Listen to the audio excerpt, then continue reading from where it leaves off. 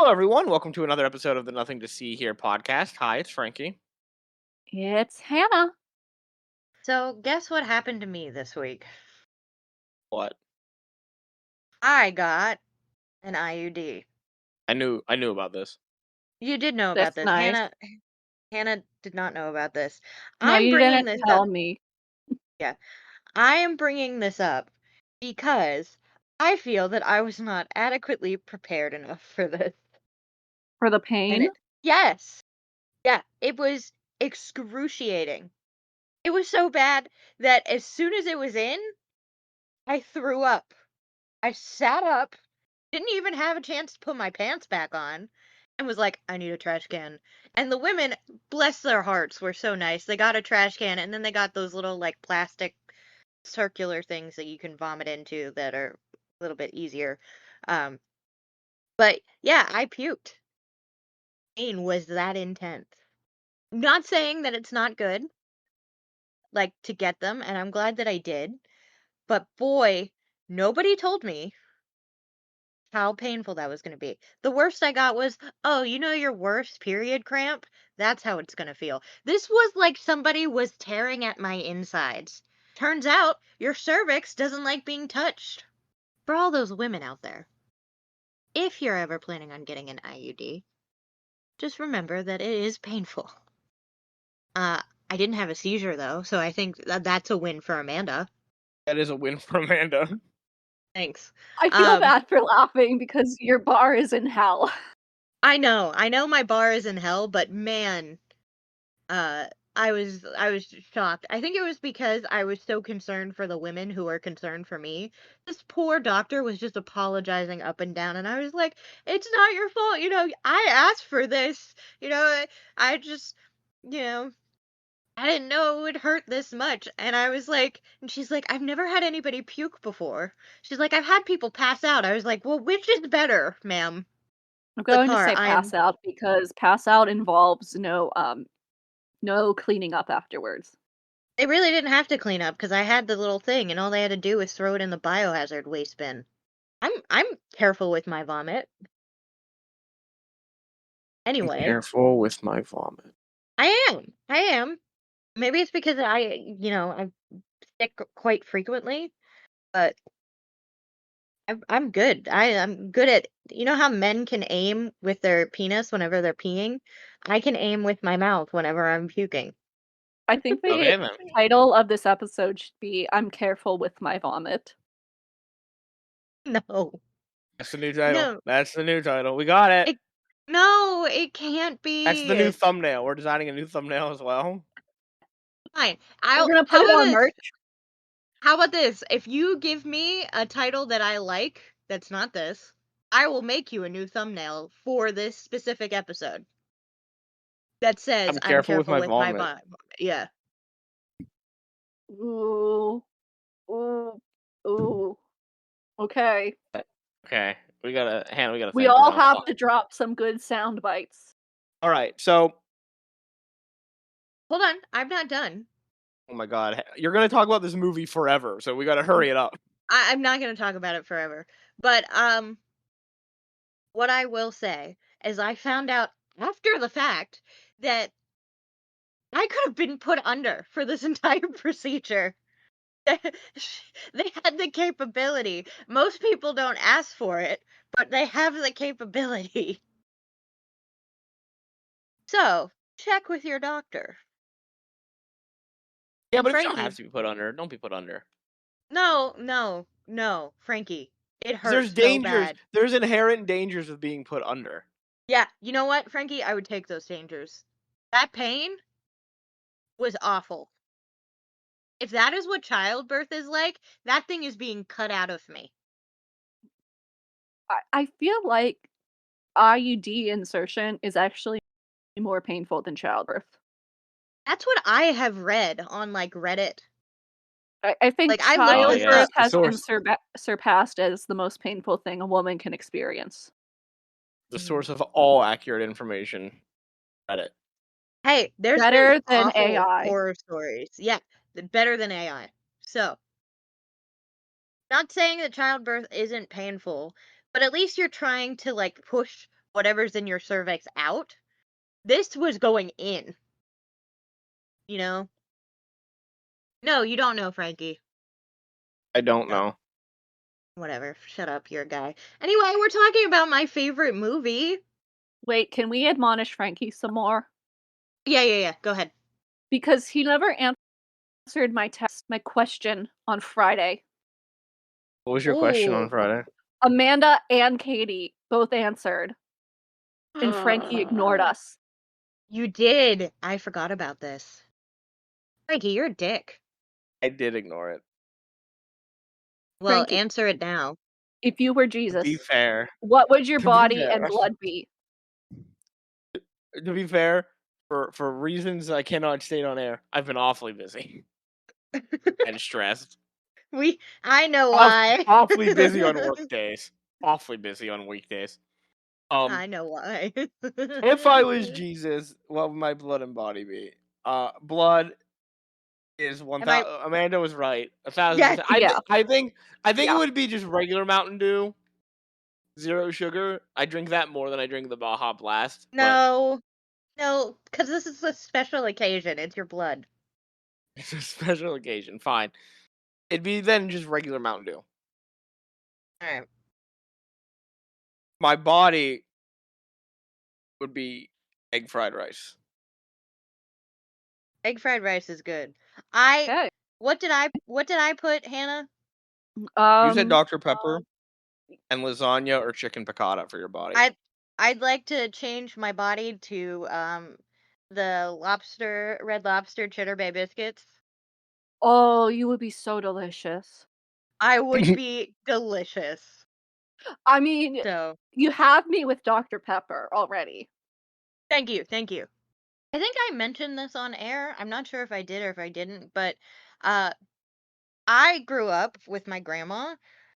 Whenever I was sick, especially if she took us camping in like the RV that she had, if we got sick or we had a cough or anything, she would heat up Dr. Pepper on the stove and serve it to us warm because that's what they did. Dr. Pepper wasn't a soda initially.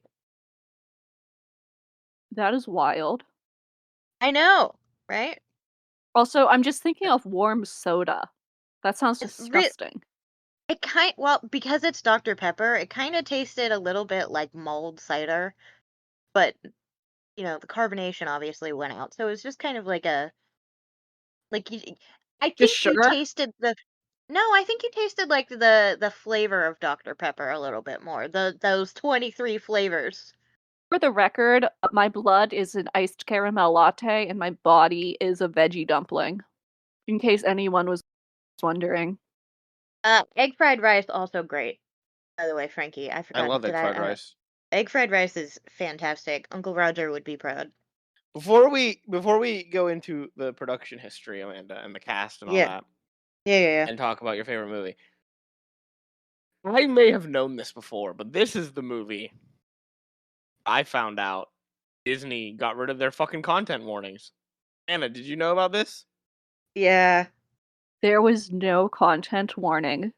No. So there they have I didn't get a content warning, and my thought was originally, oh, they just edited the song out. Because let's be honest here, the song doesn't need to be in the movie. No, you don't miss Oh, anything that by skipping it. one. Yeah. And I Well, thought maybe they cut a couple lines here and there. no, it's It's the not. DEI changes. Yeah, so they have it on there. So when you go into a movie now, so I went into Peter Pan, and the second thing I thought was, oh, ad blocker works on Disney Plus. So maybe I was using my laptop to watch it this time Hmm. instead of my TV. So I was like, okay, maybe ad blocker did it. So I put it on my phone, and it still didn't play. When you go to a movie, you have to go into details, and it'll say in details content advice, and that's something you have to click on separately. Hmm. And then it says there, this program is presented as originally created and may contain stereotypes or negative depictions. Right. So now we're gonna have to look. All because Disney is a cowardly company full Mhm. of shitbags who have caved to the Trump administration Yeah. and are doing anti-DEI stuff, even though a content warning is not DEI. No, it's not. But whatever. So this movie does have a content warning, but not before the movie because they got rid of that. Yeah. Well, have we even told what this movie is? It's Peter Pan. Yeah. It's Amanda's Amanda, favorite movie. and why is it your favorite movie, Amanda? So, I think it was always my favorite Disney movie just because I like the whimsy of it. Like, there's pirates, there were mermaids, there was, like, this whole idea that there's, like, another world out there. As a kid, like, it kind of summed up everything that I kind of wanted. Um, Plus, I also really liked the 2002 sequel as well, Return to Neverland, which we'll get to someday. Um, but it had always been my favorite movie. And then when my parents got divorced, um, it kind of became like my safe movie. Like I would watch it whenever I was sad or upset. There would be nights, especially if I was staying at my dad's house, where I would like sleep by this little couch thingy next to my window, and just wait for Peter Pan to come and take me away. Because things were rough, parents divorcing. I was like 5, 6. It's hard to understand. Um, Now, as I grow up, I've found that this idea of never growing up is something that really speaks to me just from a creative standpoint.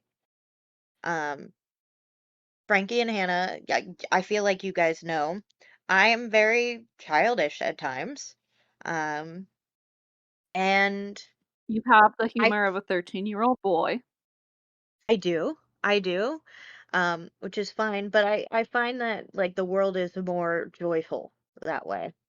There are like obviously I need to be an adult and I do work and I do things, but if we can take a moment to like look through the eyes of a child when we have the opportunity or like look at things the way we used to as children, um, at times, I'm not saying all the time, but at times, I think we can find a lot of joy in that. And I think I find that's when I'm the most creative as well. So I feel a real connection to this. And also as an art therapist, um, a lot of people don't do art because they're like, "Pff, art's for kids." So I try and get them in touch with that inner child. So this is like a threefold thing for me. So did you know it was that deep, guys? No, I didn't know it was that deep. And I want to say off the bat, Yeah. I appreciate your love for this movie. Thank you. I appreciate that you love this movie. I'm not going to save it from some criticism that I have, but I appreciate your love for the movie. That's fine. As long as you can appreciate what I see in it. Because there is, and obviously I'm gonna shit on it too, because there's some racist shit here. Um, but it's also like I love the play Peter Pan too. Um, Granted, I saw the movie first. Obviously, I wasn't like a 2-year-old like A reading. cultured 2-year-old sitting Yeah, in the audience. Yes, yes. I do love this re- performance. yeah, I reading must this. clap for Tinkerbell. Yeah, reading J.M. Barrie's 1904 play Peter Pan, the boy who wouldn't grow up. Yeah, no. But I like the play too. Finding Neverland is a good movie as well. That one's fun. There's a musical Finding Neverland. Anna. Yes, I'm Love aware that. it did well on Broadway. So so yeah. I as long as you guys don't shit on me for liking this movie, I don't care. And it's not going to go at the top of the list because obviously there are some problems with it. And I'm trying to make this list as objectively as possible, right? I'm going to be honest, Amanda. I have when we get to it, I have a place where I've had an idea where I would put it, but obviously it's your list, but I can't wait to see where you put it. Okay. We all know it's number one in your heart. Yeah. Yeah. Um, Honestly, though, I don't know. Like, I don't know if this one, like the original Peter Pan, is number one, or if Return to Neverland is number one. If I'm honest with you, just because I feel like for me they were just like interchangeable back to back safe movies, you know. And also fuck Jane in Return to Neverland. We'll get into the fuck Wendy movement too, but anyway. All right. So Peter Pan, this was made in 1953. American animated adventure fantasy film, produced by Walt Disney Productions and released by RKO Radio Pictures. It is based on J. M. Barrie's 1904 play, Peter Pan, or The Boy Who Wouldn't Grow Up, depending. The film was directed by three people: Hamilton Luske, Clyde Geronimi, and Wilfred Jackson. It features the voices of Bobby Driscoll as Peter Pan, which we just heard from Bobby Driscoll not too long ago. Puberty hit him like a truck. Am I incorrect here? I forgot it was Bobby Driscoll. I wouldn't have That's if it didn't have his name on it. I wouldn't have known it was Bobby. right? It was weird. So, Catherine Beaumont as Wendy Darling. We met Catherine before, who played Alice. Hans Coried as Captain Hook. Sorry if I butchered that. Um, What a great job by Hans. Damn. yeah. Conread. Sorry. I saw the R before the N. I'm dyslexic. Whatever. Um, Hans Conry as Captain Hook. He also voiced George Darling. Which is kind of like the tradition in the stage play. Whoever plays Mr. Darling often plays Captain Hook as well. Um, which did you hear the similarities? Were you like, ah, that's Captain Hook? I did hear the similarities. I was like, I heard the voice and I was like, that sounds like how I remember Captain Hook sounding. But Yeah, yeah. I didn't bother to look it up if it was the same actor. Mm-hmm. I didn't Bill pay attention enough. ah Bill Thompson as Mr. Smee. Um, Thompson also voiced several other of Hook's pirate crew. Heather Angel as Mary Darling. Um, I forgot how beautifully animated they made Mrs. Darling. So, Paul Collins as John Darling, and Candy Candido as the Indian chief. Um, I'm gonna take a wild guess here. He's not Native American. uh, he was an American radio performer. So That is no. not from any indigenous community. Yeah, no. Um, Additionally, Stuffy singer John McGovern, Robert Ellis, and Jeffrey Silver provided voices for Slightly, the twins, Cubby, and Nibs, the Lost Boys. Uh, Cubby. That's yeah, so mean. I didn't realize that his Cubby, name was Cubby.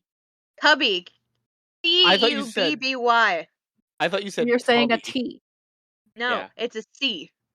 Yes, it's a C. Cubby. I thought you Like, said T as in Tubby, and that I was like, damn, that's fucking brutal. no, Call this kid Tubby. no. Um, June Foray, Connie Hilton, Karen Kester, and Margaret Carey voiced the mermaids. Um, love the mermaids. Foray also voiced uh the squaw woman who orders Wendy to get firewood. And Tom Conway was the film's narrator.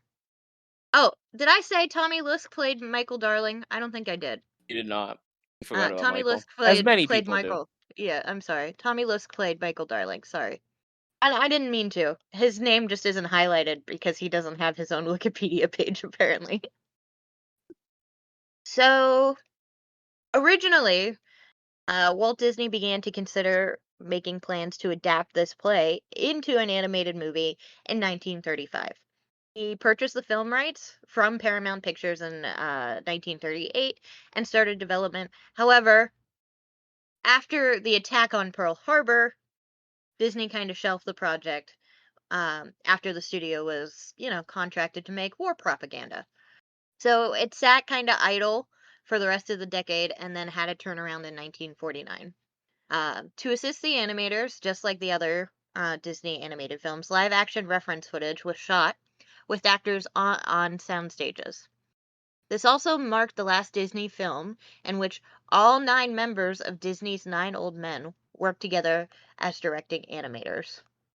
Do you guys know who the 9 old men are? No, but I'm assuming they're No. old.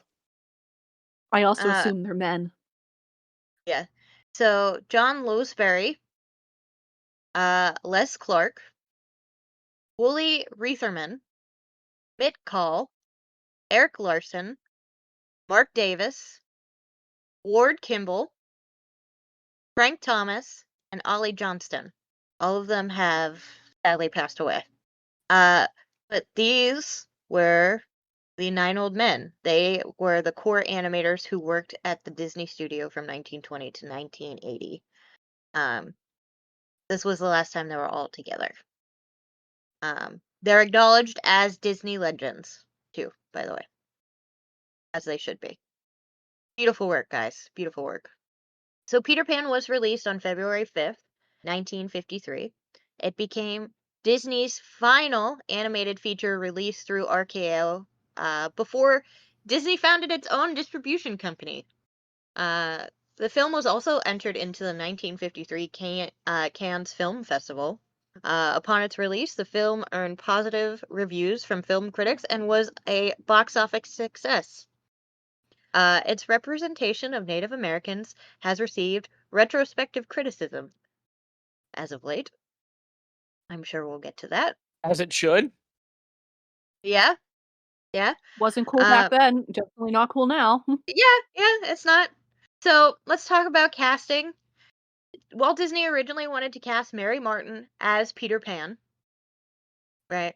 But Roy Disney disagreed, uh, saying that Martin's voice was too heavy, matured, and sophisticated. Jean Arthur also approached Walt Disney so that she would be considered for the role. However, Bobby Driscoll, who was Disney's first contracted child actor and had previously starred in Song of the South, So Dear to My Heart, and Treasure Island, was ultimately cast. This was the first time that a male actor was cast as Peter Pan, breaking a tradition of women portraying him in both film and stage productions. Though this was a little bit of like a upset. Driscoll also provided some live action references for the character. Peter Pan was Driscoll's last Disney film, as his contract with the studio was abruptly terminated after its release. We've talked about why. Oh, but Yeah, he he looks got really, old. yeah, he looks really cute in this one photo, dressed He up got as Peter acne. Pan. He, honestly, I can't see his acne being that bad on this. I It don't think doesn't it's even that look. picture. He got it. Like I Well, don't think there's any photo of it. Like well, everybody gets acne. It's called being a yeah, teenager. yeah. But guess what? Walt Disney doesn't want teenagers. He wants children. Okay, all right, all right. For the role of Wendy, Disney wanted a gentle and graceful feminine voice, which he found in Beaumont, who had featured as Alice in Alice in Wonderland. Um, Disney initially offered the role of Captain Hook to Cary Grant, um, which Grant was intrigued with, but eventually Hans was cast as both Hook and George Darling. So, great choice, Disney. Captain Hook really, really sold it. Really a good villain. So, should we talk about the controversy now? We'll talk Or, about the controversial nature of the Native Americans when we get to the many times it comes up. okay.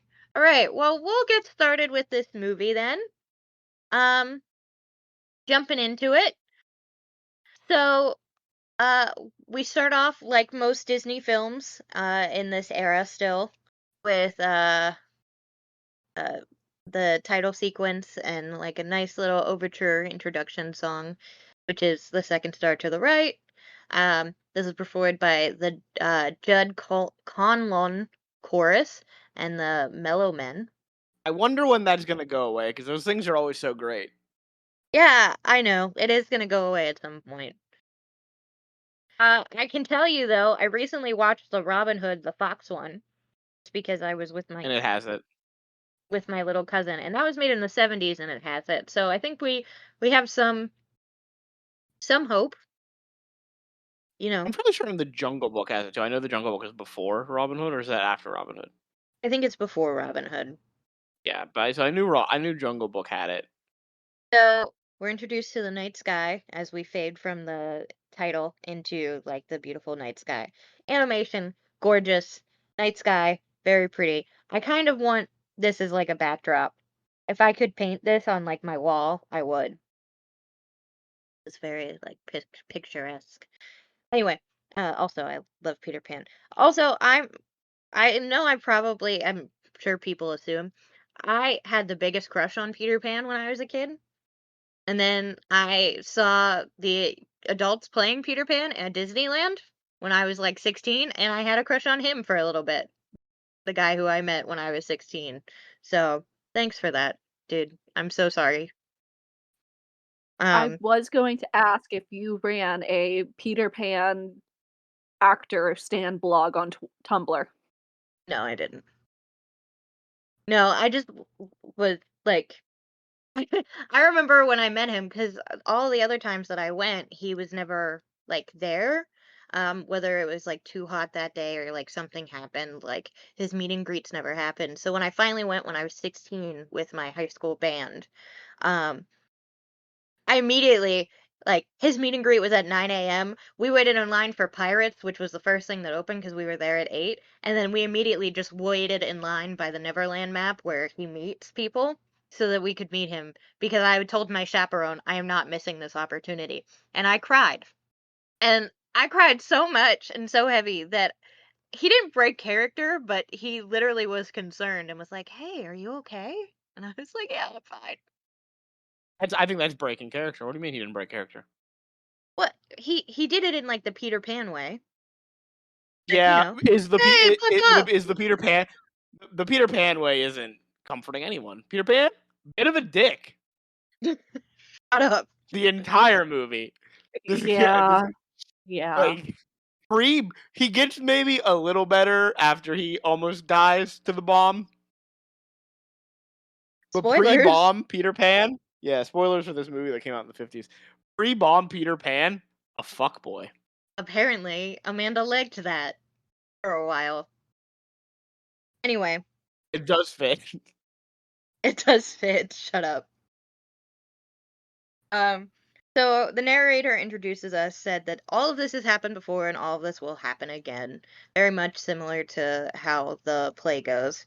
Um, we are zoomed in onto this little house in Bloomsbury, the house of the Darling. Um, Peter Pan often visits there because there were people who believed in him. And we see George Darling and Mrs. Darling getting ready for a party. Mrs. Darling, beautiful. Frankie, did you remember how pretty she looked? I did not, but I do want to say, one of my major problems with the movie came in early. The narrator wasn't necessary. Like, you guys have such talented artists and storytellers at Disney. Show me, don't tell me. We don't need the narrator. hmm That's fair. Um, Frankie, as I was watching this again, as I was watching George Darling, I was immediately thinking of you. Why? I feel like this guy he kind of gets upset the same way you get upset. Like whenever I say something on this podcast that upsets you, you go, "What?" I feel Anna? that's inaccurate. George is looking for his cufflinks. And he keeps hitting himself. Like he keeps injuring himself. Like not on purpose, but a little clumsy. We see John and Michael. They are playing Peter Pan and Captain Hook as kids do. Um, and something that interested me that I just observed while watching this, was that the little brother gets to play the hero? Are you kidding me? I never got to play the cool one. Like, I would always, if I was the younger, like, cousin, I would always have to play the villain, you know? So good on John for being nice to his little brother. Is it because John is the middle child? It might be. I don't know. I mean, I feel like John had a choice in this. This wasn't like, John, you have to be Captain Hook. Like, it seemed like John wanted to be Captain Hook. Am I That wrong is in fair. that? He did seem very into playing the villain. Although he did Sometimes get the being the hand. villain is fun. You're right. You're right. He did get the hand wrong though. That he was holding Oh, the he's never coat seen hanger in. Captain Hook, so he didn't know. Yeah. Yeah. So Wendy corrected him. It was the left hand. And he took that correction really well. I wish I could take criticism that well. He was like, "Oh yes, thank you, Wendy," and like went into it. The narrator talks about how Wendy, who was the eldest, not only believed in Peter Pan, but she was the supreme authority of Peter Pan. So, strike one in the Wendy hate book. I am the supreme authority of Peter Pan. Why is there Wendy hate happening here? I fucking hate Wendy. I've always hated Wendy. Is it because you want to be Wendy? No, no, Is it because because Wendy left. is it jealousy just like Tinkerbell? No, I also think I hate Wendy because Tinkerbell, I like Tinkerbell way more. I think Tinkerbell's awesome. Tinkerbell is that petty bitch, and I think even as a kid I related to that more than Tinkerbell being is all the first nice. Disney character to serve creativity, uniqueness, nerve, and talent. Yes, she is an icon. Yeah, Wendy's too nice too. I think Tinkerbell should be if we're like But remaking. If we're remaking movies, Tinkerbell should be the first character to say a swear. that would actually, you know what? Yeah, I'm so with yeah. that. Just like, God damn it, fuck. I think it should be Yeah, fuck. she needs to drop an F bomb. PG Just 13 Peter yeah, Pan, and it's just only the PG one. 13 because she No, you says know what? one F word. You know what? It should be. It should be where they try and shoot her down, but like Peter saves her. She's like, fuck. Mhm. That's where it should be. Um, yeah, I don't know. Tinkerbell just, I like her way more. I feel like she has more of a personality. And you know The me and title personalities. of this episode. The title of this episode is "Let Tinkerbell Swear." Getting better. I think we can do better. If we Okay. can't, write that down. But if we find something else, we're gonna workshop as we go. You, the listeners, get to hear this. um, so Wendy goes out into the hallway and sees Nana, and says, "Oh, do we have to take the nasty tonic, which is medicine?" And Nana comes in. Nana, would you like to introduce Nana? Because you texted us about this immediately. Oh, I love Nana. Nana is a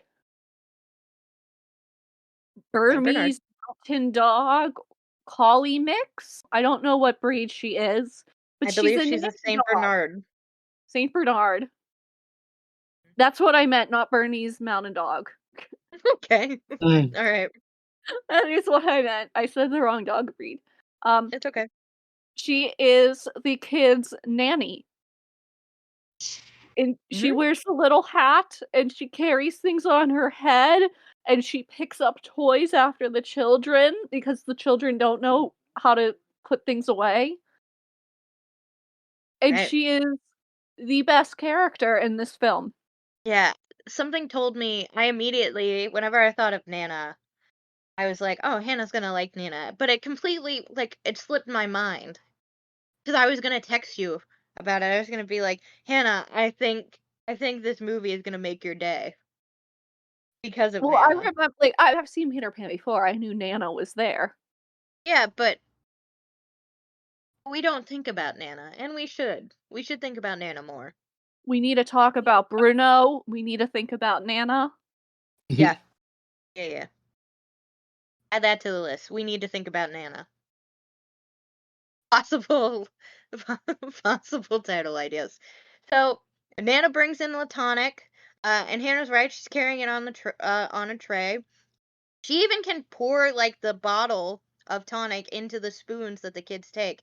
By the way, this tray also has water on it. I don't even think I can balance that with my hands, let alone my head. So, way to go, Nana. Makes the bed um, that the boys are jumping on, and they immediately jump on it and mess it up again, which pissed me off a little bit. The boys Um, have no respect for Nana. no Wendy at respect. least helps. Yeah. Uh, Nana also picks up some of the blocks, and then her OCD kind of got the better of her, and she needed to switch the A and the B, so it's spelled ABC and not BAC. Um, so so the boys continue to play. John actually tears his sheet that he made into like his boat sail or whatever, and if this were my kid, he'd be sewing it back up. Don't the One parents point, walk in and, like, see that happen too? no, they don't care. They're Oh, too okay. busy looking for cufflinks, and Mrs. Darling's just like, I'm going to a party. Um, duh, duh, duh. John says insulin pump, and Nana spills some of the tonic on her paw, and she has to lick it off, and she does not like it either. So, but she's making Can sure we the kids assume this is take care. cocaine? Mhm. No, Yes. We are in the time period where cocaine was still medicine. I don't know. I don't think it's cocaine because it knocked them out. Well, they're kids. They might not be able to handle it. Okay. Mr. Darling comes in looking for his cufflinks and is like, "Boys, I need you to quiet down." And he knocks over Nana's tower, which I was upset with. The boys Um, are learning the Nana disrespect from their dad. yeah, yeah. Uh, Michael calls John an old bilge rat, and Mr. Darling is like, "Excuse me? Now see here." And they're like, "No, no, no. It was Peter Pan." And he's like, "Oh yeah, whatever. Where's my cufflinks?" Trips over Nana and then yells at Nana like, "Nana, my goodness sakes."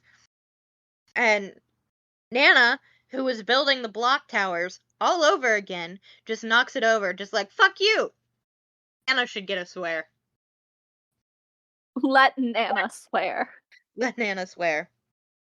Um, the boys realize that the dad is looking for cufflinks, and John's like, "Hey, where's the buried treasure?" Michael's like, it's with the map. We have to find the map first." Um, Mr. Darling finds the map. It is his shirt front, and they drew on it with chalk, and he's very upset about it.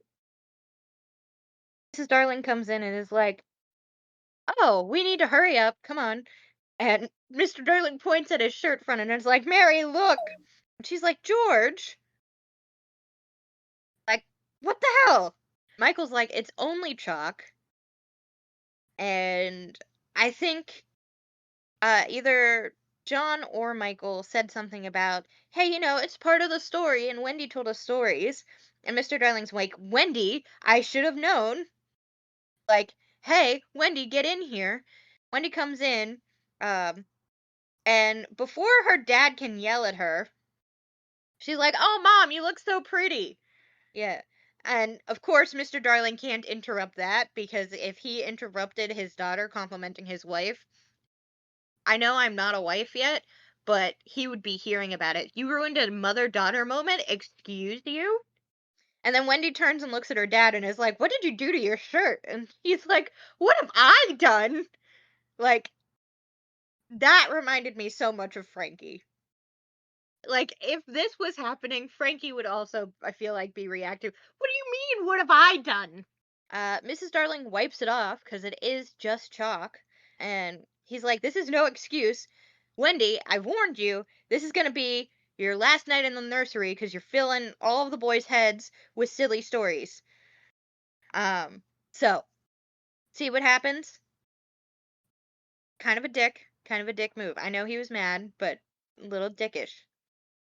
And Mary tries to calm him down. It doesn't work. He's still upset.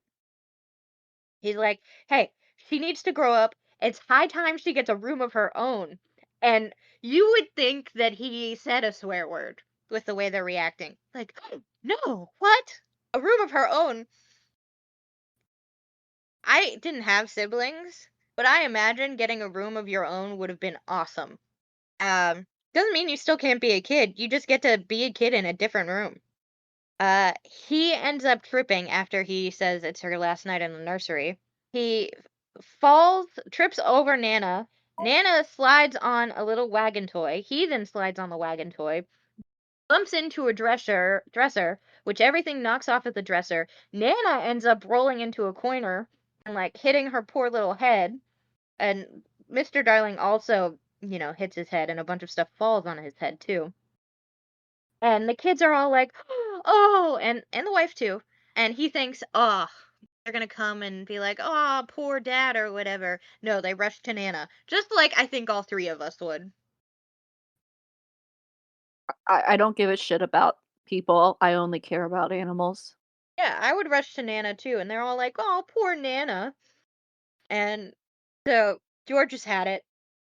He points and says out and drags Nana away, which is so sad. By the way, if this was my husband, we would be having a talk. You don't just drag your dog down steps like that. She takes it all well. I So think Nana's still seeing stars. yeah. He's he's ranting and raving, and he's looking for the rope to tie Nana, and Nana has it in her mouth, and she looks so sad as he's tying her. And he's like, "Aw, Nana, don't look at me like that. It's nothing personal. It's just that, you're not a nurse. You're a dog, and the children aren't pups. They're children. They're people. Doesn't matter. You have a dog that can take care of your kids. That's amazing." Like, who trained the dog to do this? Yeah, I know, really. Maybe that's what George Darling's like job is. Which why was he getting mad then? Never mind. That doesn't make sense. So the kids are all like, "Man, Dad's kind of a dick. He called Peter Pan poppycock. Bullshit." And Mom's like, "Oh, I'm sure he didn't mean it." And Michael's crying because poor Nana's out there all alone. And Mom's like, "Don't worry, it's warm. She'll be fine." Michael gives back the cufflinks, um, and tells the kids, "Hey, don't judge your dad too harshly." And she goes to close the window. She's like, "He loves you very much." Wendy's like, "Hey, don't lock the window. He might come back." And the mom immediately is like, "What do you mean he? Who's he? Is there a guy visiting you?" Like, excuse I me? think Mary Darling is one of the few good Disney parents because the minute her daughter's like, hey, he'll come back in through the window, she's like, the fuck? Yeah. Child, do I need to get the gun? Mm-hmm. And Wendy like lays down and she's like, "I found something that belongs to them. His shadow. Nana had it or whatever. And I put it away." And Mrs. Darling is listening to this like with a concerned kind of look on her face. I don't know if it's concern or like familiarity. I don't I would know. say concern because she does in the next scene try to get her husband to stay home. Yeah. That's true. I also think there's probably a little bit of familiarity with it though. I'm basing that just on the play because we end up finding out that like Mary also had an experience with Peter Pan when they were a kid, when she was a kid. I also picked up on that a Mhm. little bit. Like she was the one to have told Wendy about Peter Pan. Right. So, but you're right. She's like, "George, do you think the kids are going to be safe without Nana?" He's like, "They're going to be fine." And he's like, "Why are you worried?" She's like, "Well, Wendy mentioned a shadow." He's like, "Whose shadow?" They're like, "Peter Pan." And he's like, "Goodness gracious, what are we going to do? We need to call Scotland Yard." Like, just, exaggerating or whatever. Also reminds me a little bit of Frankie. There are times that I say outrageous things, and he's like, "Oh, well, obviously, we have to take this so seriously." As they're walking away, Peter Pan's on the roof. The silhouette of Peter Pan. This is such a fun scene when you see like Tinkerbell fly past his like mouth and light it up to that smile.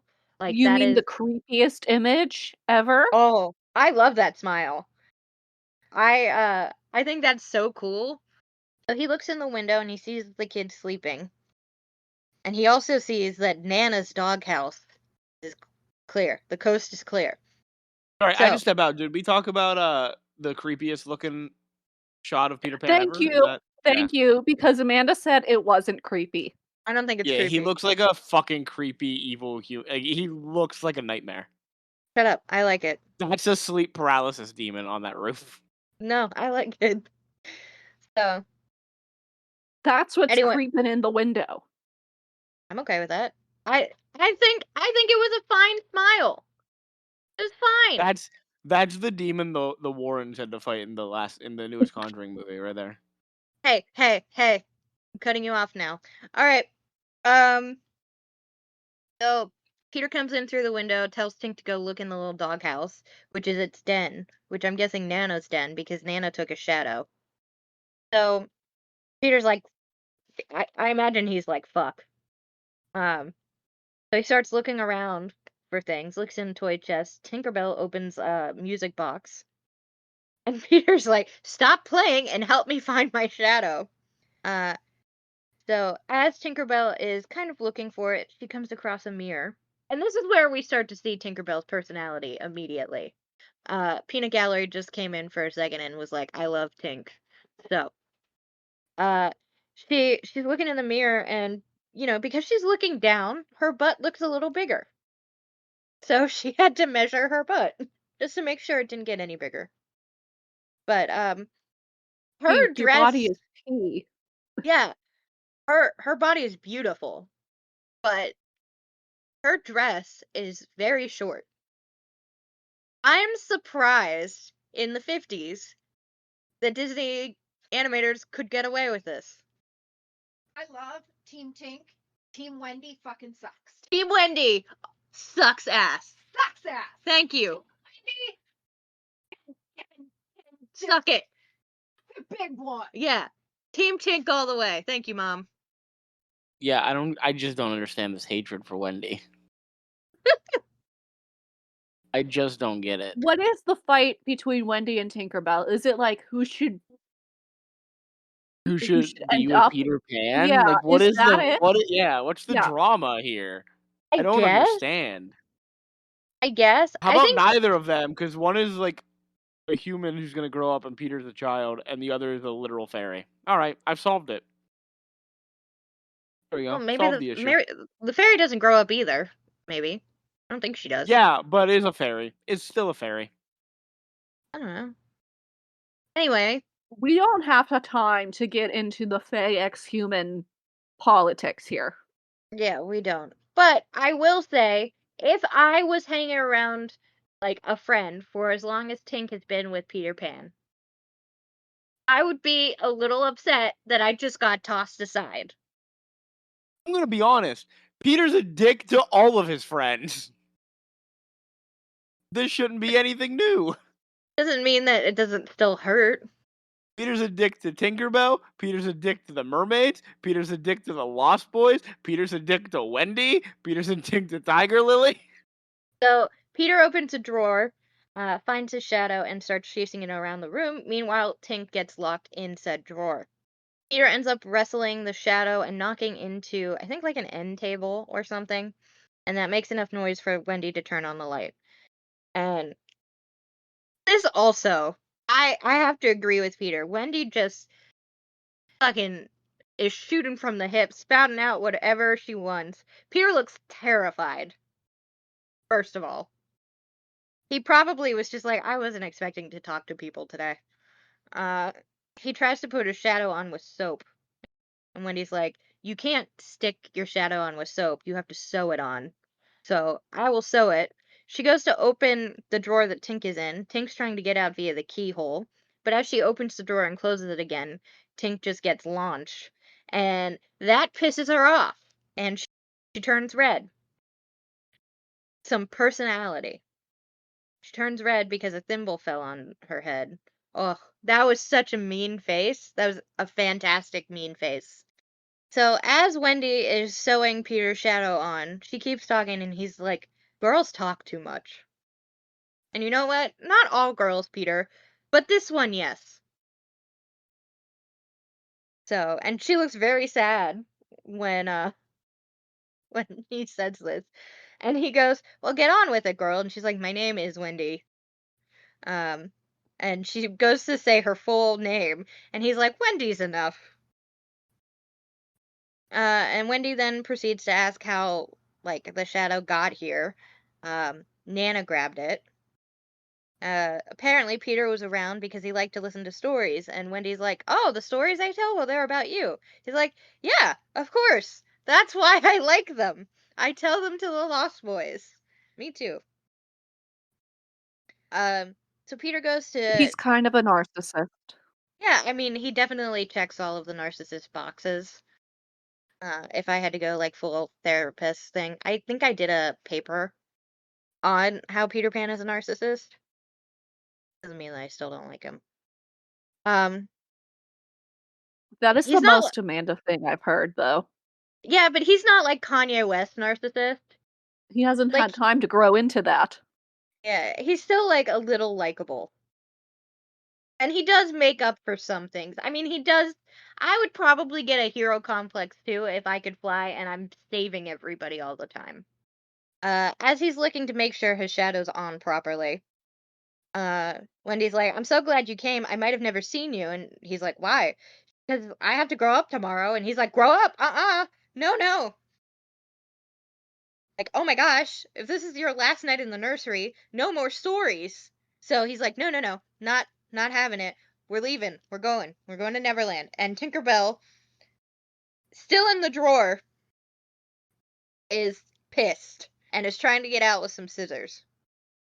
Wendy's like, "Oh my gosh, Neverland! I've always wanted to go." And Peter's like, "You're never gonna grow up there."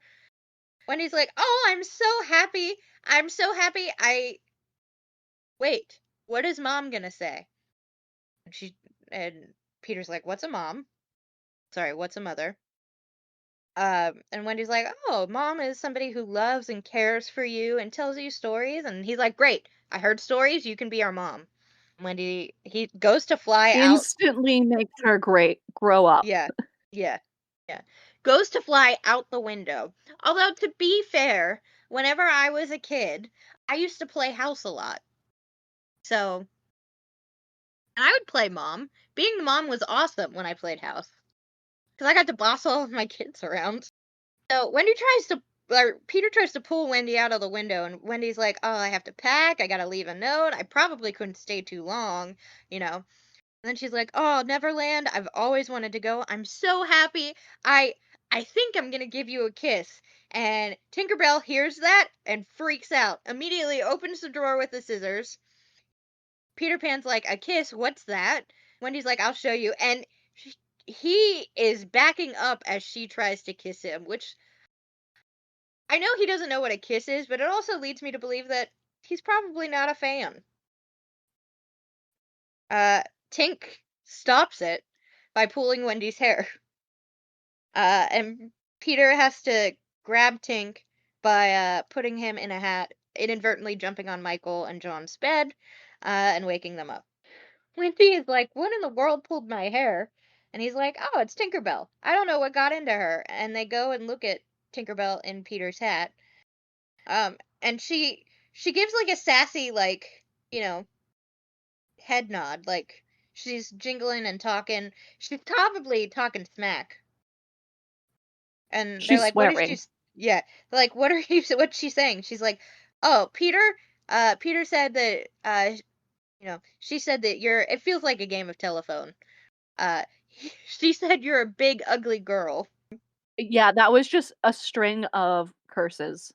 Yeah, That's I why we know. never actually hear Tinkerbell talk. They have to keep censoring her. Yeah, yeah, of course. Uh, and Wendy, after being called a big ugly girl by Tinkerbell, still is nice about it and is like, "Well, I think she's lovely." And like, you're right, she is. But, like, grow a spine, bitch.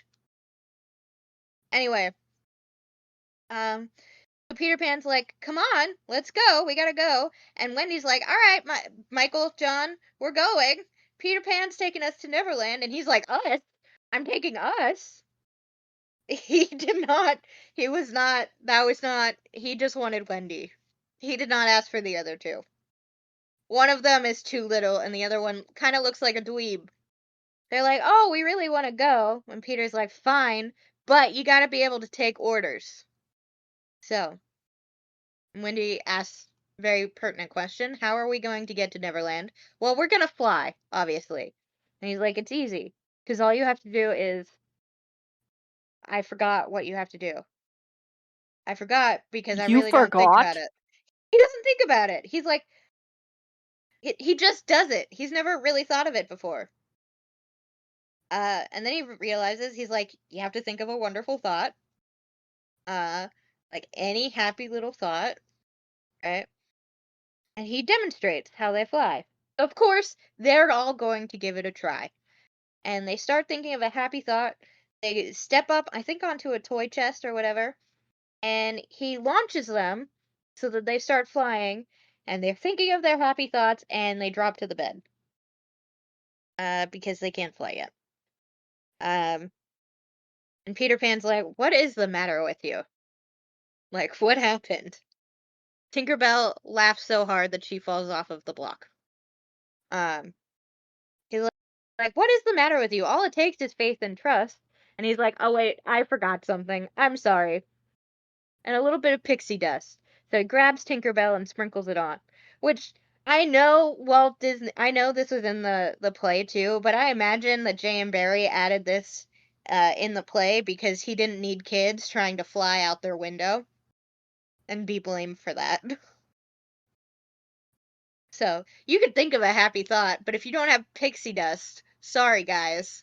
Will say, Tinkerbell's pixie dust, kinda cool, and if you go to Disneyland, you can ask to be pixie dusted, which is just getting glitter in your hair.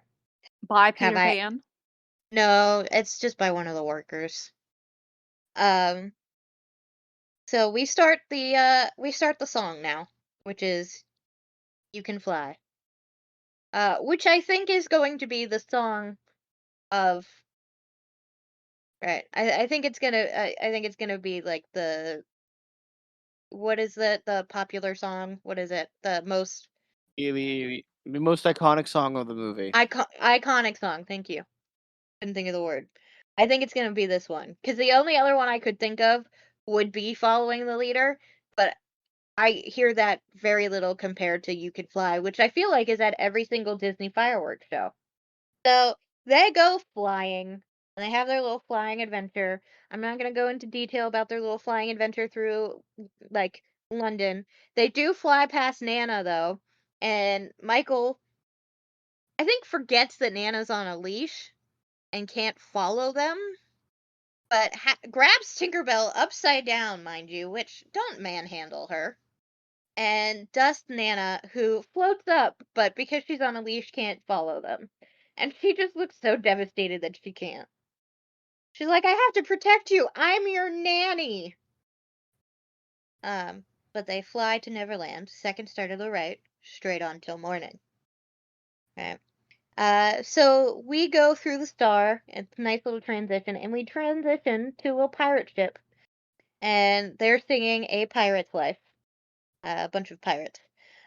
They are sitting on the deck, throwing knives, daggers, at a picture of the captain that they drew in chalk on a door.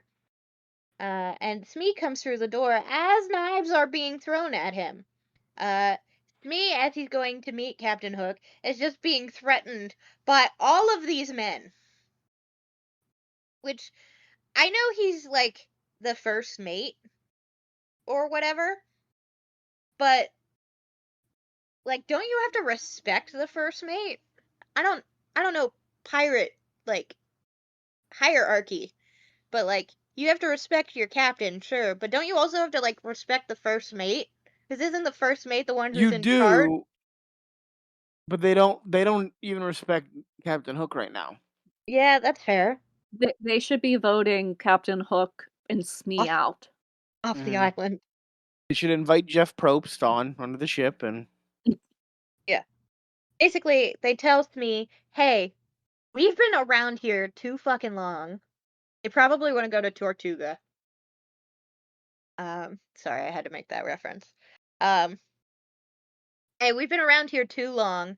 All Captain Hook wants to do is just get revenge on Peter Pan. It's not gonna happen. Can we please just leave? It's basically what they're saying. Smee's like, whatever. And I think sticks his tongue out at them.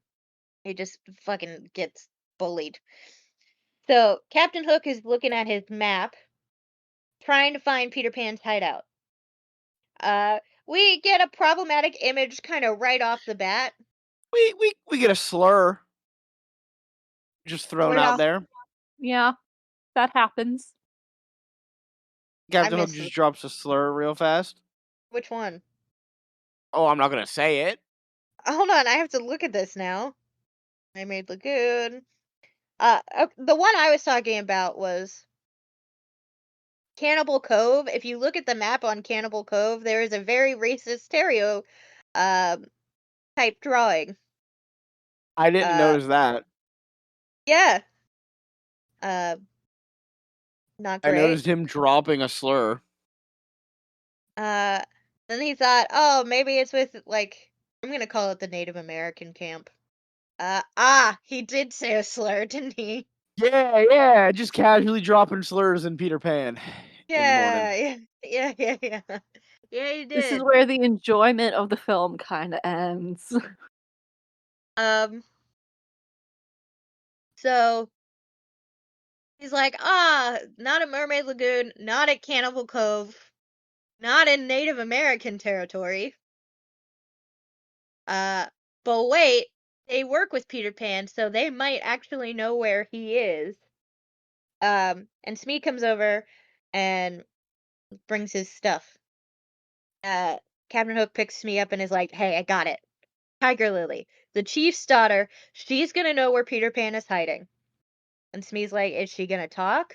And Captain Hook's like, persuasion. We can use persuasion. Maybe we boil her in some hot oil, right? That's persuasion. Key hauling, marooning. As he's thinking of this, another pirate starts playing his little accordion and singing. And Hook is not having it and just shoots him. He shoots him dead. Uh, uh, we obviously don't see his body drop, but we do hear a splash. Um, Again, as a kid, I think it's one of those things that you don't really recognize until like you get a little bit more cognizant. But Smee's like, really? Shooting a man in the middle of his Costanza, not good form. And Captain Hook gets mad. He's like, good form? Did Peter Pan show good form to me when he did this to me, holding his hook? And he's like, Captain, cutting off your hand was only a childish prank, you might say. I don't That's know about not what a that. prank is. I don't know if that's a prank. Boys will be boys, you guys. I gotta be honest here. If someone went just a prank, bro, and they had cut off my hand, I might murder them. Would you sue them? I'd kill them. If someone said I'm swinging, if someone cut off a body part and then went just a prank, bro, I'm swinging. You're not gonna be like the woman who tried to sue Cardi B for $24 million because she nicked her cheek, apparently, which No. hasn't been proven. Anyway, Captain Hook actually agrees that getting his hand cut off was a childish prank. He's like, yeah, sure, that's a childish prank, but throwing it to the crocodile, not a prank. He's like, that the crocodile liked the taste of me so well that now he's followed me ever since. Right? So Captain Hook has trauma, PTSD, and Smee's like, hey, it's a good thing that he swallowed that alarm clock, though, because at least now we know when he's coming, because we hear his tick-tock. And as Smee starts doing a tick-tock, we actually start to hear it. And the crocodile comes. And boy, let me tell you, I love this crocodile. Crocodile also has some personality. Captain Hook is having, like, some flashbacks. But Crocodile comes. He's ticking away. His eyes pop out first, and he just comes up onto a rock, just fucking grinning, just smiling, so excited. Starts rubbing his. I think that's his chest, but it's supposed to be his belly. And Captain Hook gets so scared, he jumps on Smee and tells Smee to get rid of it. So Smee leans over the side of the ship and is like, "Shoo, go away. We're not doing any handouts. Get out of here." And the crocodile just leaves. Do you think He's it's a because polite crocodile. He was asked politely to leave. Do you think he respects Smee a little bit? No, he's a polite crocodile who was asked politely. Captain Hook's upset, and Smee tries to relax him by giving him a shave. Which, if I'm anxious already, shaving me with a razor is not gonna relax me. Frankie, would you be relaxed? Would you want to shave if you were anxious? Not with a straight razor. Exactly. Smee, thinks he's shaving Captain Hook, but he's actually shaving the butt of a bird that landed on the towel that he put on Captain Hook's face. So we get a little bit of a gag here. The bird flies off, and Smee tries to put like some powder on, and doesn't feel the captain's head. Only sees the towel and thinks, "Oh my God, I've cut off the captain's head."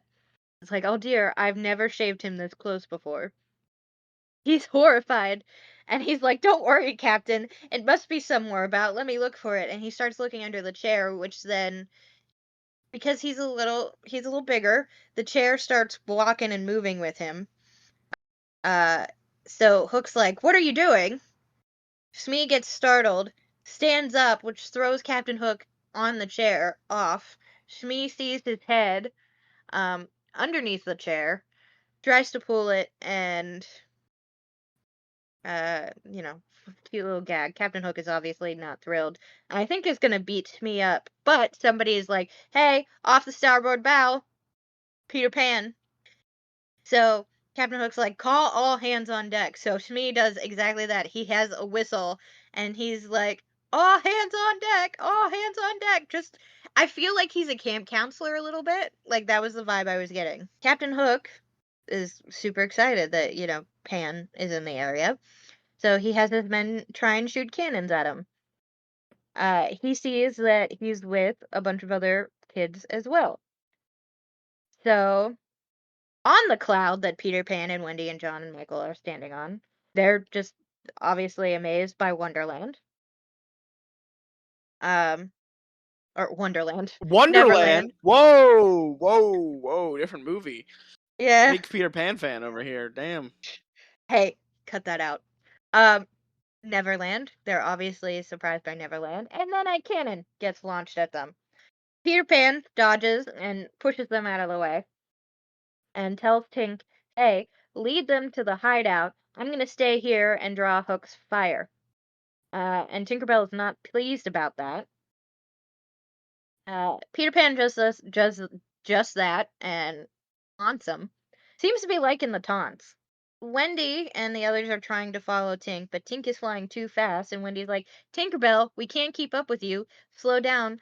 Obviously, she doesn't want you to keep up with her. So she just zooms, goes to the hideout, and wakes up the Lost Boys.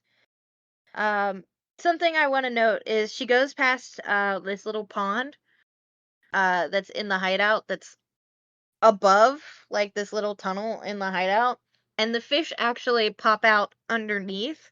It was a cute little thing. I wish that was actually how things could work. Anyway, she wakes up the Lost Boys by dropping a club on Slightly, and the club just happens to fall into Cubby's like arm, and they all start fighting. Is this what having boys of the same age is like? Also, like, I know the whole thing is like no adults, but man, hitting people with like mallets made of rocks or whatever, chill. Let's chill, guys. Tinkerbell finally gets their attention after some confusion. She manages to be like, "Hey, Peter Pan, all of this is done via like sign language, basically. Or charades, I should say. Sign language not in this. Charades. She basically is like, hey, Peter Pan has some orders for you.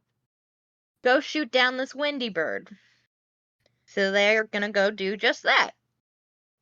And Tink leads them to Wendy as she's flying.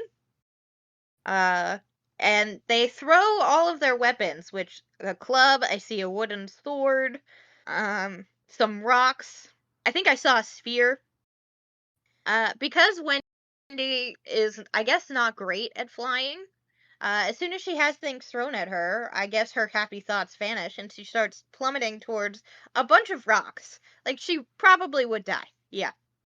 Don't worry though. Peter Pan saves her. And man, Tink was not expecting that. And of course, Wendy's like, oh, you saved my life. And Tinkerbell's pissed off because now he's carrying her bridal style or whatever, and she's just angry. She's so mad she turns red and melts through a leaf. Michael and John are like, Wendy, are you okay? You could have been killed. And after, like, Peter Pan puts her down or whatever, he hears somebody go, hey, Pan, and immediately stands up and pulls out his dagger. Don't you know the voice of your friends, my guy? He doesn't let them talk. So they're all bragging to Peter Pan about who did what. You know, I did it, and Peter's like, ah, attention, fall in or whatever. Hey, I'm so proud of you guys, you blockheads. And they immediately get sad. He's like, I bring you a mother to tell stories, and they're like, oh man. And he's like, and you try and shoot her down. And they're like, well, Tink told us to. Peter Pan is like, Tinkerbell, come over here. He's like, you're charged with high treason, Tink. Are you guilty or not guilty? And she responds that she's guilty. He's like, but don't you know you could have killed her? And she just gives one firm head nod. And he immediately just, like he's scolding a dog, Tinkerbell. He then banishes her forever. And she gets mad and flies off. And Wendy's like, please, not forever. Peter's like, fine. A week then. First of all, I have two problems with that. Both of them are with Wendy. One, Oh my god. I have a problem with the victim of attempted murder, actually. Yeah. yeah, I do. Don't forgive her. Wendy is the one who's like, oh, Peter, not forever. Yeah, forever. She tried to kill you, bitch. But you love Tinkerbell, so You're right, I do. But this is why I have a problem with Wendy, is because she has no personality. She's just nice. Nice isn't a personality. Peter Pan's like, hey, come on, Wendy, I'm gonna show you guys the island. And she's like, oh, I want to see the mermaids. And the boys are all like, ugh, no, I don't want to see the mermaids. They want to go hunting or whatever. And John's like, I want to go hunt the Native Americans. He doesn't say that. They don't say Native Americans at all in this, but I'm gonna continue to say it. And Peter Pan is like, all right, John, you're in charge. Whatever. He's like, I'm gonna do my best. And they sing Following the Leader. And it's a fun little song. I'm not gonna talk about it. It's a cute little thing. They're little gags. The only thing I will mention is they walk past a bear because John pokes it in the nose with his umbrella. And the only reason they don't get eaten by a bear is because Michael has his little teddy bear on his shoulders, and I think he sees the bear and he's like, a fellow bear, I can't hurt them. Like, that's what I'm imagining he's thinking. So they end up in like this field, and John spots some footprints, and he's like, all right, men, since we're hunting, we have to plan a strategy. And they start planning a strategy. And as Michael's looking around, he finds a feather. Then he sees some trees are moving towards him. He also, as he bends down to pick up the feather, a hatchet just gets casually thrown into a tree trunk. So, dangerous. Anyway, they all get captured by the Native Americans. after saying some really racist shit about Native Americans. Yeah, it's not good. Just dropping some casual racism into the chat. Yeah. Some colonizer behavior. Yeah, like they He called is them. British. He is British. He is British, yeah. Yeah, they were like, Native Americans aren't intelligent and just not true things. So they end up being captured, and we see them very, very racist caricature depictions of Native Americans. But the thing that I think is cute is they also made the bear a prisoner. It bear, just like they tied up the boys. Which you know what? Cute. It's cute. Um, so the chief comes over and he's like, "Hey, so we got you." He then proceeds to like give backstory a little bit. He's like, "Hey, we've played with you guys for a long time. Sometimes we win. Sometimes you guys win. And when you guys win, you turn us loose. So the boys are like, "Yeah, we turn you guys loose. So you won this time. Now turn us loose." And he's like, "Nah, we're not gonna do that this time." And they're like, "Why? Like why?" Uh, and he's like, "Well, because you hid Princess Tiger Lily. Where'd you hide her?" And they're like, "We have no idea what you're talking about." He's like, "You're lying. If Tiger Lily is not back by sunset, we're gonna burn you at the stake." We then move to Mermaid Lagoon. Love this scene. One, the mermaids are really cool. I like their little artistic wise. I like them. I think they're fun. Um, they're also sassy. So Wendy's like, "Oh, they're so pretty," and Peter's like, "Do you want to meet them?" And he flies down, and they all get super excited to see Peter Pan because every girl around here has a crush on him. I get it. It's the tights. I get it. He kind of does leave Wendy to fend for herself, but does she forget that she can fly? Like, she's trying to hop over via rocks. She can fly. Peter's talking to the mermaids. He's like, "Do you guys want me to tell a story about myself?" And they're like, "Yeah." And he starts doing that.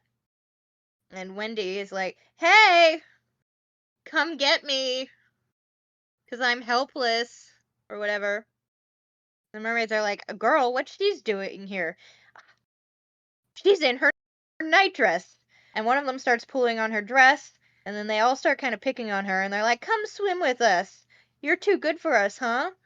Uh, you know, trying to pull her into the water, and then they start splashing her. Wendy picks up a shell, and I think is gonna strike somebody.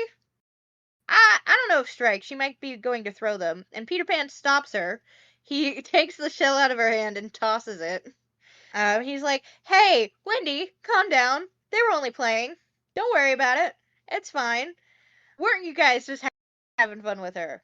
And they're like, the one's like, "Yeah, that's all. We were only trying to drown her."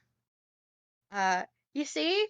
And Wendy starts her little spiel of like, "If you think for 1 minute," which good for you, Wendy. This is like one time where I'm not in the Wendy Hate Club. Stand up for yourself. You did almost get murdered. But it starts to get dark, and Hook's coming. And we see Hook rowing a boat with Tiger Lily. Well, technically, Smee is rowing the boat. Hook's just kind of standing there at the front of the boat. Tiger Lily's in the back, all tied up. And the crocodile's following.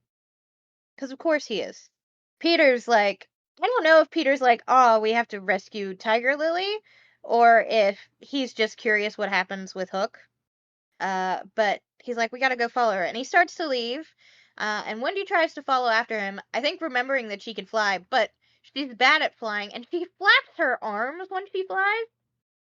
She didn't do that when she first started flying in the beginning scene. So I don't know why she's doing it now. And Peter's like, "Oh God, you're slow." Grabs her arm and pulls her pulls her with him. In Skull Rock, um, we see Wendy and Peter Pan listening into Hook's conversation. And Captain Hook is talking to Tiger Lily, being like, "Hey, tell us where Peter Pan is, and we'll let you live." you better do it soon because high tide's coming in and we have you tied up with an anchor. So, not going to be good. Peter, I think mimics the voice of like a spirit and tempts Hook away, enough for him to like go and look around. Peter comes back into the cave and starts to mimic Hook's voice, talking to Mr. Smee, being like, hey, let Tiger Lily go. Take her back. Let her go. Release her. And Smee's like, okay, but wait. And Peter, pretending to be Hook, is like, no, that's my orders. Do it. So Smee puts her back in the boat and starts rowing off. Captain Hook, who's outside of the cave, is like, what are you guys doing? What are you doing? He's like, I'm following your orders. He's like, I said no such thing. Go and put her back. Smee goes back in, this poor man, uh, and puts her back. And Peter, pretending to be Hook, is like, now what do you think you're doing? And Mr. Smee's like, I'm doing what you told me to, my guy. Please. Captain Hook happens to hear that Peter is mimicking him and tries to, I believe, decapitate Peter. But Wendy gives him enough of a warning. They have a little bit of like a, a back and forth. At one point, Peter Pan gives a gun to Mr. Smee and is like, hey, try and hit me, purposely staying put where, like, the captain is, so that he'll shoot the captain. Thankfully he doesn't, but Mr. Smee is terrified and drops the gun. Although Wendy also thinks that the captain has died. Like, I think everybody thought the captain's died. Don't worry, though. He's not. He tried to stab Peter in the back. He didn't. They have a back and forth. And I believe Captain Hook gets fed to the crocodile. He manages to escape. But the poor man. So he starts running away on water, which Jesus would be impressed. Running away from the crocodile while Mr. Smee follows after them. And that was really funny. Peter goes outside and does his little rooster crow or whatever. And Wendy's like, did you forget about something? Tiger Lily. And Tiger Lily almost drowns. Don't worry. Peter Pan saves her. He definitely forgot about her, though. And he goes to fly her back home, and Wendy has to follow after him very slow-like because she's bad at flying. So, back at the pirate ship, Captain Hook's sick. Smee's taking care of him. There's some gags. I'm going to try and run through this a little bit quicker. There's some gags, of course, as there always is. But Smee is saying, hey, we need to leave. There's been women trouble. I heard from the cook, because the first mate told him that Peter Pan banished Tinkerbell. And Captain Hook is like, oh my gosh, really? After some hijinks. OMG, tea. Yeah, he was very interested in this tea, particularly. And he's like, why did Pan banish Tinkerbell? And Smee's like, well, Wendy. He's like, Tink tried to do her in, and Peter Pan didn't like that. And Captain Hook's like, wow, that's it. This is perfect. And Smee thinks he means it's perfect for them to leave. He's like, no, we're not leaving. Get me my best dressed coat and everything. Get me my best hook. He has a gold hook. He puts a ring on his gold hook. He's basically like, if we impress Tinkerbell, we are going to, because she's vulnerable, because she's jealous, we're going to get her to lead us to Peter Pan's hiding place. So, Captain Hook sends me out to capture Tinkerbell. We're at the Native We get American. a racist scene that we're not Yeah. going to talk about. I'll give a summary. Back with the Native Americans, Tiger Lily's back. They're happy Tiger Lily's back. They name Peter Pan Chief. Little Chief or whatever. They sing a song. I'm not even going to say the title of the song. They sing a song. They dance to the song.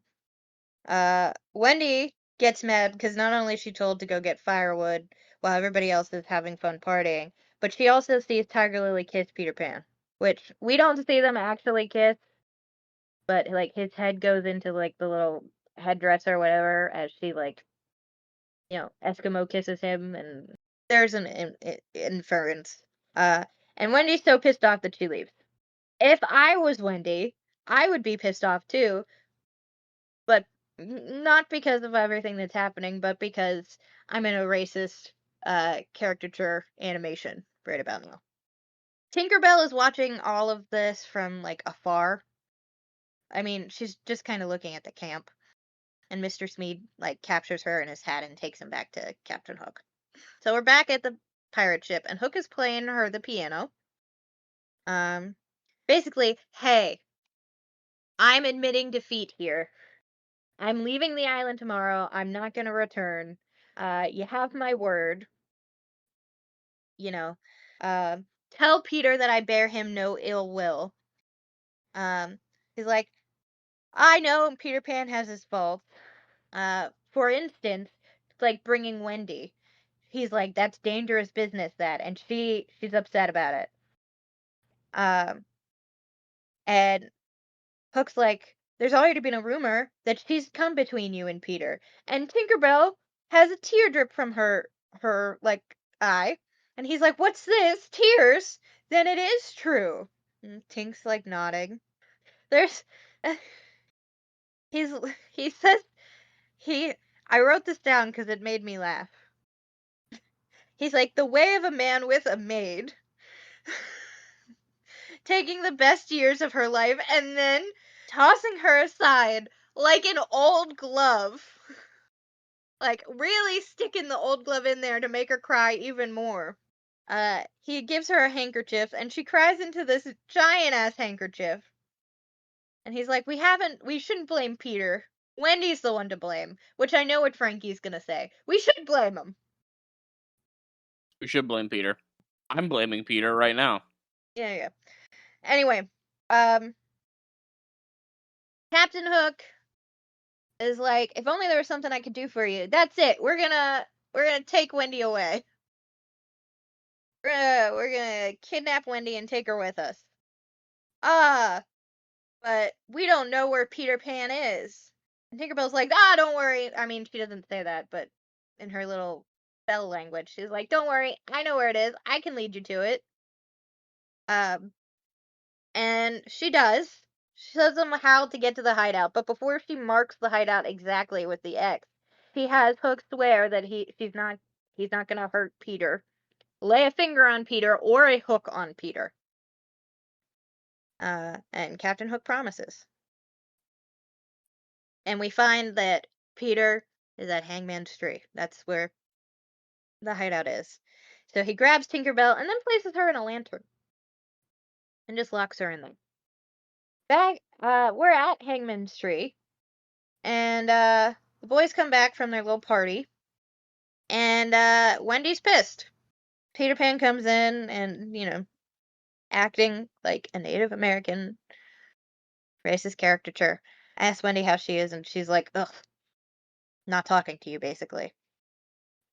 And Peter Pan is basically like, how can you be like that, Wendy? Everybody thinks I'm wonderful. Wendy goes, yeah, especially Tiger Lily. And Peter Pan questions, like, Tiger Lily, like, dude, did you forget that you kissed her? Did you forget, like, her name? I don't know where the question mark is coming from. So Wendy's like, Michael and John, go to bed. We need to go to bed. They're like, no, we don't sleep anymore. She's like, oh, but you need to, because we're going home tomorrow morning. And Peter Pan's like, no, you guys aren't going home. You're going to stay here. And Wendy's like, let's stop pretending and be practical. Talking to the wrong person here, Wendy. Know your audience. So Wendy's like, do you guys really want to stay here and, like, just continue to act like this? I'm like, yeah. Like, no, you need a mother. You need a mother. You need to, like, take care of things. And Michael's like, a mother? Did she have silky ears and wear a fur coat? Wendy's like, oh, that was Nana. Tell me, have you actually forgotten your mom? And one of the Lost Boys we is, were raised by a dog. yeah. And one of the Lost Boys is like, I think I had a mother once. And they ask, "What's a mother?" And Wendy sings a song, "Your Mother and Mine." And she puts the boys to bed. Peter hears this, and I think he's upset because Peter really didn't have a mom. I think this is a little bit of a sore spot for him. He technically was found by fairies, so at least that's his origin story. We don't hear it in this movie, but I imagine it's a sore spot for him. It's definitely a sore spot for some of the pirates because they're crying. Mr. Smee tries to blow his nose on Captain Hook and gets shoved off. I'm gonna put this in a heartbreaking song because it does make me cry occasionally. Occasionally, I think I have to be in the right kind of mindset. So we'll mark that. So Michael at the end of the song is like, "I want to see my mother," and they're like, "All right." John's like, "I say we go at once," and all the Lost Boys are like, "Yeah, I want to go too." And Wendy's like, "Sure, I'm glad Mom would be glad to have you." Don't put that on your mom. Don't put. How many kids is that? That's way more. 1, 2, 3, 4, 5. That's at least 5. That's crazy. You've just added 5 more to 3 kids. No. Peter comes out. He's like, "Fine, go ahead, go. But I'm warning you, if you guys go, once you're grown up, you can't come back." And they don't seem to have a problem with that. So they go to leave. Everybody goes out the door first, and Wendy kind of sticks around. Peter hops on his little hammock and is like, they'll be back. Starts playing his pan flute. When he tries to, I think say goodbye to him, but he doesn't respond to her, and she leaves. As she walks out the tree, she sees that everybody has been kidnapped by the pirates, and she too is kidnapped before she can scream. Hook then lowers a present down for Peter Pan. We end up finding out that that is a bomb. And Smee's like, "Hey, Captain, wouldn't it be more humane to, slit Peter Pan's throat?" And Captain Hook's like, "Yeah, it totally would. But I promised Tinkerbell that I would not lay a hand or a hook on Peter Pan, and I always keep my promises." We're back at the pirate ship, and the pirates are giving a wonderful, I guess, spiel about what it's like to be a pirate. Kind of like an orientation a little bit. They're singing the song "The Elegant Captain Hook." They choreograph this. I imagine that they do this for all new recruits or possible new recruits. So it's pretty good. Pretty good. I appreciate the theatricality of it. They're basically like, "Hey, you can either join us and be pirates, or you could walk the plank." And that's the gist of the song. Because being a pirate's fun. And the boys are kind of captivated by this, and they all clamor to sign. But Wendy's like, "Yo, what are you guys doing? Aren't you guys ashamed of yourselves?" It's And either sign up or die. yeah, What does she want them to do? Die? yes, that's what she wants, apparently. So they're like, I think one of them actually says, "Hey, he says we either join him or we walk the plank. So shouldn't we do that?" And Wendy's like, "Oh no, Peter Pan's gonna save us." And Captain Hook starts laughing. He then proceeds to tell Wendy that he left Peter Pan a present. So he's not gonna be able to save them. He gave a present that says, "To Peter from Wendy, do not open until 6 o'clock." Inside of it is a bomb. Captain Hook then starts counting down because he only has 18 seconds left. And during this little countdown that he's doing, Tinkerbell manages to knock over the lantern as she hears that there's a bomb. Knocks it over, breaks out of it, and starts flying to Peter. She gets there, and he's like, "Hey, Tink, look at what Wendy left." And she is trying desperately to pry it away from him. And she's like, "It's a bomb." And he's like, "Don't be ridiculous." Then it starts smoking. So she takes it and moves it with her whole body as it explodes. She should be dead. I don't know what pixies are made out of, but strong stuff. Anyway, the explosion is so big that it rocks the water, that ends up rocking the ship. We see that Peter's alive. Like, oh man, it was a bomb. If Tinkerbell hadn't, oh crap, Tinkerbell. He goes to find Tinkerbell. She's jingling faintly. She's, as she's basically like the bell's going off. She's like, hey, the boys, Wendy, they're all with the pirates. They need to be saved. And Peter's like, but I have to save you first. Hold on, Tink, hold on. This is so sweet. Don't go out. Don't you understand, Tink? You mean more to me than anything in this whole world. Team Tinkerbell. So, All I it took was still- her near death for him to not be a dick. yeah. I do not understand the team dynamics here, Amanda. I still I don't don't. either. Do you want me to bring the peanut gallery in? No, this episode's gone on long enough. Please. Alright.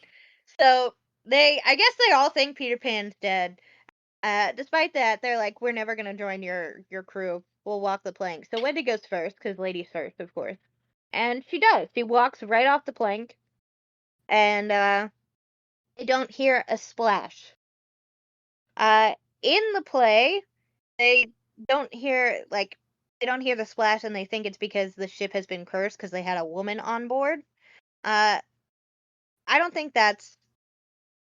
the woman part is referenced in this, but they do think the ship's bewitched somehow. So Captain's like, splash fine, and launches Mr. Starkey overboard to create a splash. He's like, alright, who's next? And Peter Pan comes out, you're next, Hook. And they fight. He rescues the boys and everything. At one point, as Captain Hook and Peter Pan are fighting, Hook's like, you can't even face me like a man. No flying or whatnot.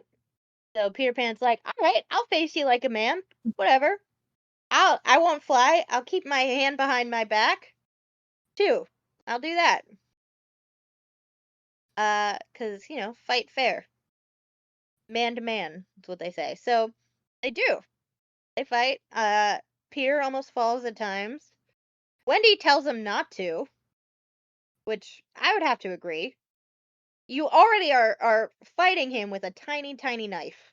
When, although it is close, right, he almost gets his heart pierced, but it's fine. He pulls down the flag and wins. Captain Hook begs for him not to kill him. Like, I'll go away forever. I'll do anything, please. Peter Pan has him say that he's a codfish. And then turns around, I guess, because he's like, I've won. Not thinking that Hook is diabolical and gonna stab him in the back. But he tries to. Don't worry. Peter Pan flies because he won fair and square. Flies out of the way. Hook falls into the mouth of the crocodile.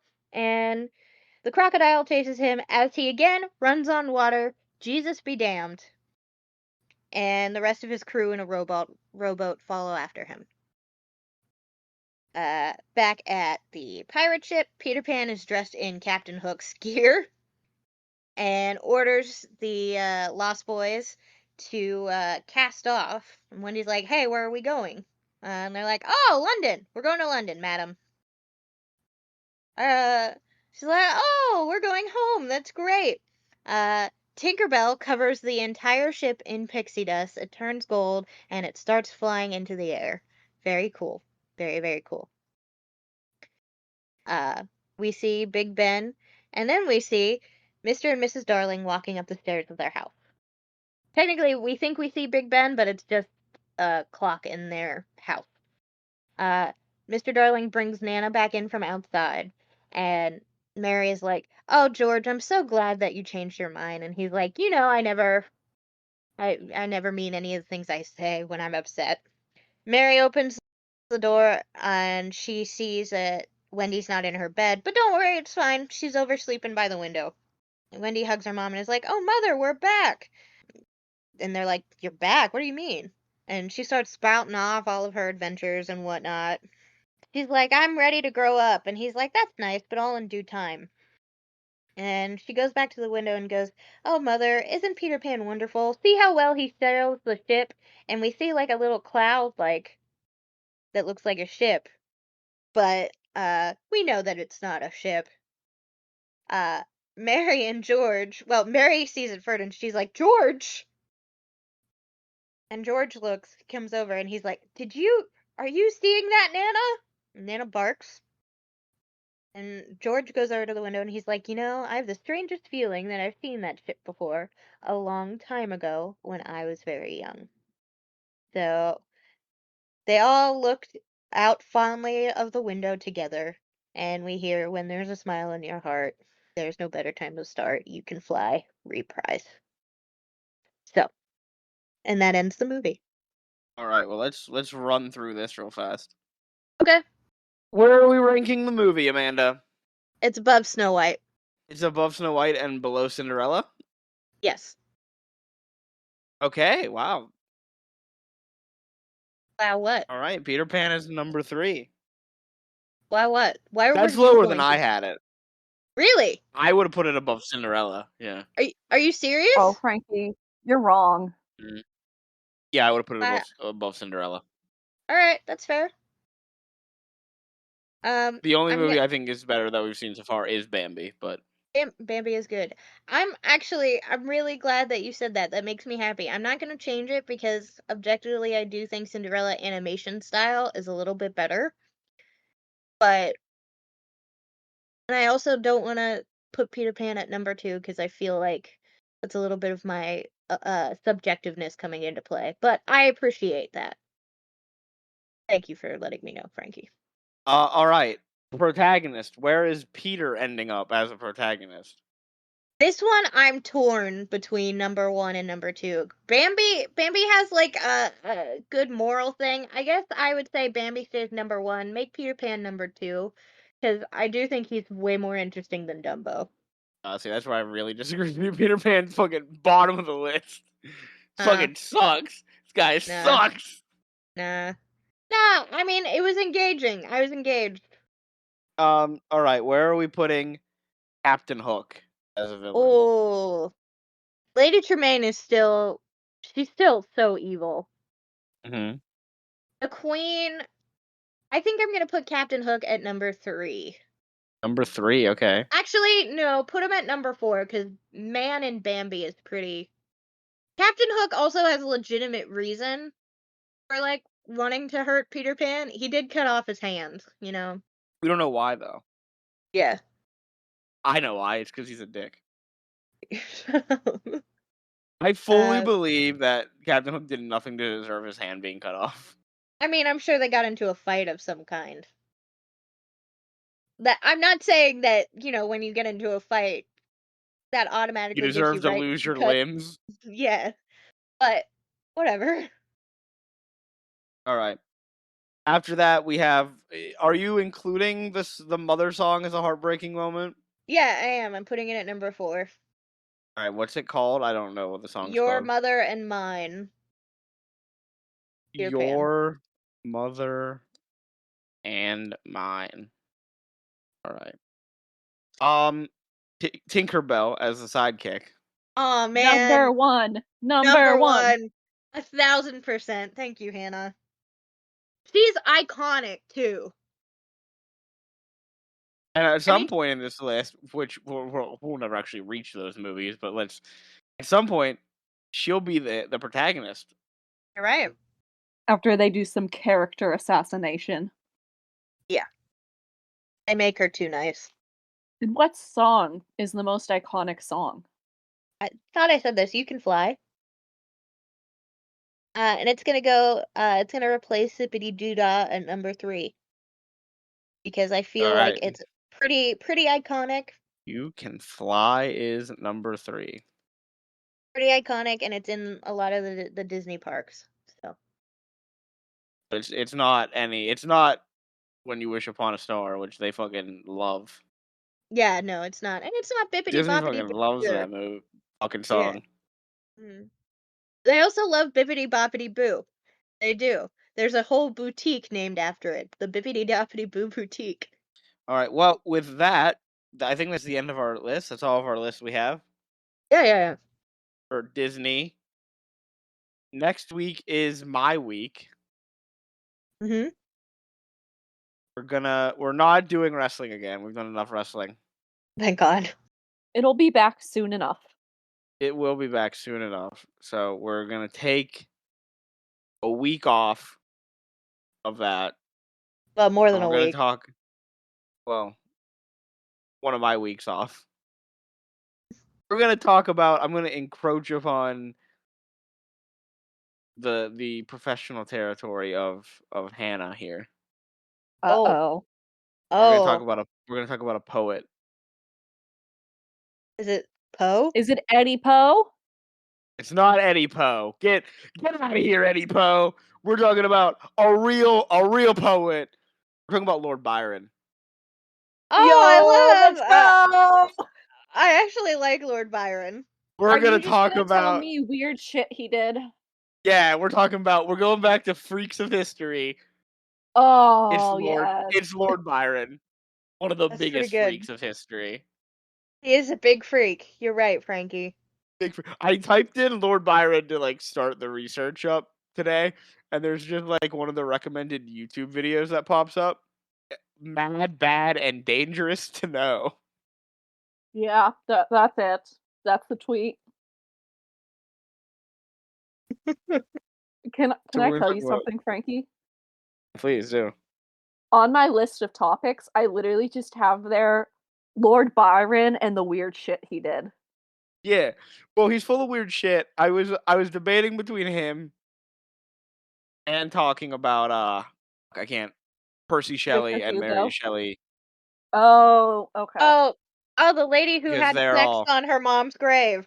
they're That all one. friends. They're all friends. They all hang out They'll together. pop up and They week will episode. Percy and Mary will pop up a little bit in next week's episode because they all hang out. I mean, that's where we get Frankenstein. It is. That's how we get the fucking one of the greatest books ever written. The Mhm. first science fiction novel. Yeah. Just from hanging out with Lord Byron and doing a little writing game. Yeah. Yeah. All right, so next week, Lord Byron. Let's wrap this up. All right. Yeah, didn't he die pretty young too? He died at like 36. Yeah, we'll talk about his death. Yeah, We'll talk that's about the fun. fact that he wanted to have tuberculosis. He's a weird Oh, dude. this man. This He just man. couldn't. Did he? Wait, did he have tuberculosis? No, Percy had tuberculosis.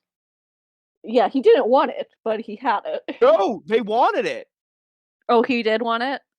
So back then, Well, that was the hot girl Don't it was wait, disease. don't say tuberculosis it. was seen. Well, this isn't really going to come up in next week's episode. All right. He wanted to die from it. Lord Byron did. Yes, Because yes. back then, tuberculosis was seen as the disease that rich people got, and that's how all the great poets did die, Mhm. was from If you were a hot tuberculosis. girl in the Victorian era, you had consumption. Yeah, and so he didn't die from it, and he was sad about. He was upset. He was angry. Mhm. All right. As of recording, we're on YouTube and Spotify. If you're listening to us on YouTube, remember to like, comment, subscribe, hit that bell for notifications so you know when each and every episode is uploaded. If you're listening to us on Spotify, remember to follow the show and leave a rating and a review. No matter where you're listening, remember to share the show with someone you think will enjoy what we are doing over here. If you would like to send us an email and have us answer some fan questions, if you would like to give us some ideas for episodes, if you would like to just give general commentary about the show, you can send us an email to Nothing to see here podcast at gmail.com. Go ahead and send us some weird Lord Byron facts, because I'm sure we're not getting to them all next week. if you would like to see some great artwork done by Amanda, some great memes created by Hannah, and images of the things that we discuss, and even more. You can find all of that at our Instagram page, which is Nothing to see here pod. As always, here is spelled Hear. All right. Well, we will be back next week with Lord Byron. So, saying goodbye and good night. It's Frankie. It's Hannah. I'm just really happy we got to talk about Peter Pan. So, good night, everyone. Good night, everyone. Bye. Bye.